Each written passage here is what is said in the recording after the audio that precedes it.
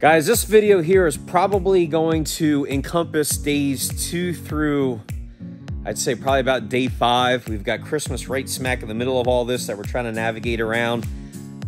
But no, we are using every second we have available to get this Firehawk done. Shop's already a mess, right? We've got everything kind of strewn out everywhere. We're assessing everything.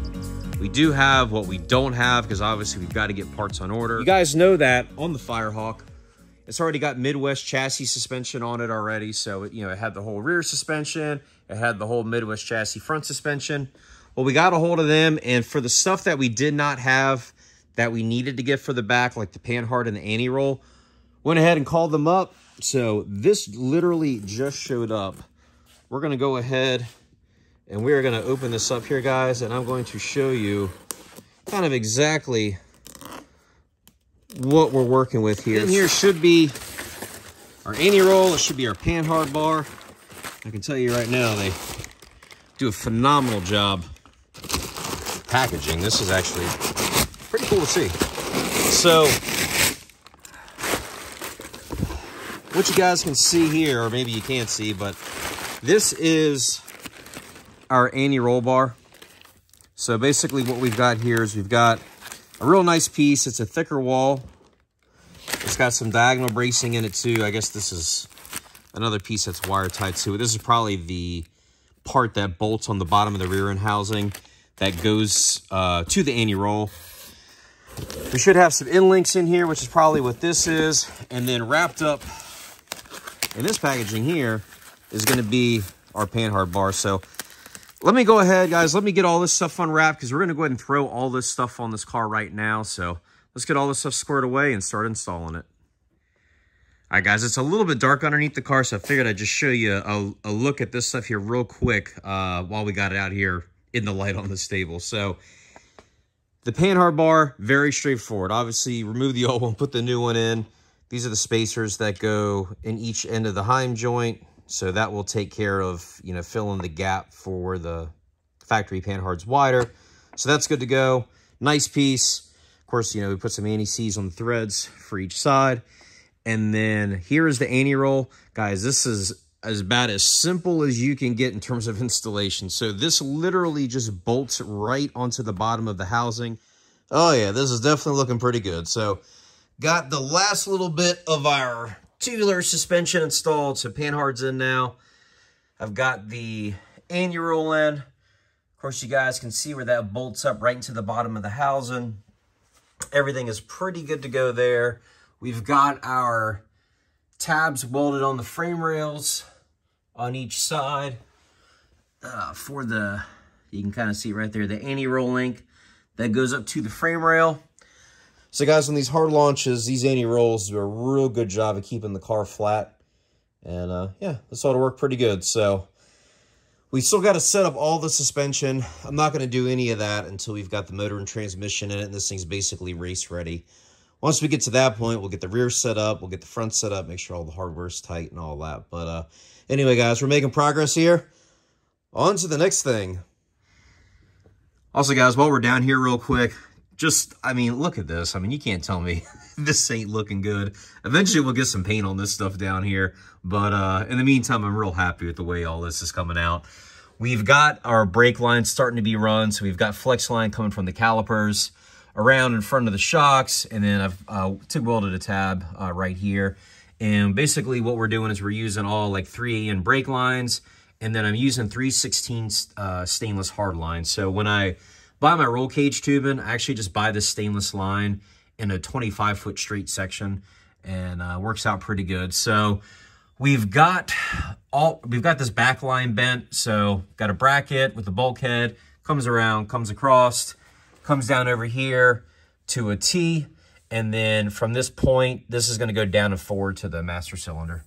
All right, y'all, here we go. Next thing that we've knocked out. So we took the parachute tether mount, which is what this black powder coated piece is, and we added a lot of reinforcement to this. We have now turned this into a parachute mount / trailer hitch setup as well. So on this deal, I didn't want to reinvent the wheel, kind of like we did on Chuck's CTSV, where we did the the round bar that doubles as a parachute mount and a trailer hitch. You know, in the sake of time and just trying to get this thing knocked out, that kind of takes priority right now. So we went ahead, ordered a receiver piece off of Amazon. Of course, drilled some holes in it to lighten it up quite a bit, because those things are a little bit heavy. And we went ahead, we welded this all up nice and secure, added another bar back here, got that welded in real nice and secure. So this thing is pretty solid now. This parachute tether was actually, I think, made for a Camaro as well, but you can modify it, and it puts it instead of the center of the license plate, it actually puts it higher up in the bumper, so you don't have to cut the license plate. So we've got it set up that way, got the trailer hitch stuff done, and that way when we go down the road and in between tracks and driving, we can just leave the parachute in it. It's just one less thing we need to do, converting between street trim and racing trim. So anyway, guys, we got this squared away. Wanted to show y'all what it looked like with the bumper cover on real quick, because it makes for a nice, clean install. We ain't got nothing hanging down underneath the bumper that we can whack our head on or anything like that. All this is right behind the license plate. So with the license plate on here, you would never even know there was anything back here. What we're gonna do, we're gonna put the license plate on a hinged bracket like what a 69 Camaro has. So essentially, you know, if we've got a hitch in it, we'll swing this up, slide the hitch in, and then just let the license plate kind of rest at an angle on top of the hitch. And then if we're driving this thing without a trailer, or we're at the racetrack and don't have the hitch in it, of course, the license plate will just be flat. It'll look perfect. Of course, you guys can see this is where the parachute tether goes through the bumper. This was done previous to me getting the car, and I love the way that looks. It looks so much better than having the freaking parachute tether right in the middle of the license plate. I can't stand the way that looks, guys. I ain't gonna lie. So got that going on. And then last but not least, we went ahead, and while we were back here cutting holes in the bumper, we went ahead and we've got our parachute cable right there into the back of the bumper. So we are almost done back here, short of making our street fuel cell. I picked up the aluminum sheet for that today. So we'll probably this weekend we'll be making the fuel tank for the back. All that being said, guys, let's go ahead. We've been jumping all around on this car. Let's go up front, and I'll show you what we've been doing up there. We've been ordering parts, and parts have been coming in, so we're kind of jumping around all over the car and working on it, depending on what parts show up first. So not the most efficient way to do it, but it's kind of what we got going on here. So you see, we are already doing some more cutting on this front end. Here in well, I guess in another day or two, we're going to start worrying about getting this Rock Solid Motorsports front end in. But in the meantime, I'm trying to get in between the firewall and the strut towers done. So you can see, you know, compared to this side, we've actually cut some more out of the strut tower to try and get a little bit of weight off. Also, we cut all the support out of the inside over here compared to, of course, you know, what it looks like over there. So that's gone. We saved some weight there. I think between just that little triangle piece we cut out and on the back side, we saved about 20 pounds just doing that per side. Eventually we'll get that side cut. We are starting to get the manual brake setup squared away, so I modified stuff just a little bit and changed the pedal ratio. We've got that mocked up. You guys can see that the line lock's now installed. We're going to start running brake lines, and of course you guys saw we got the brake lines in the back already done, getting ready to run up to the front. So we've gone in here, we've cut a bunch of sheet metal out of here to try and save some weight. Also, when we did that, we're going to be able to run our brake line from the back up through here, so it's higher up in the car, so it's not hanging down. And then also our street fuel line, that's going to be coming from our street tank in the back is also going to kind of come up through here. We'll run it along the strut tower here and then kind of pop up to the motor. That way it's away from the engine, it's away from the headers.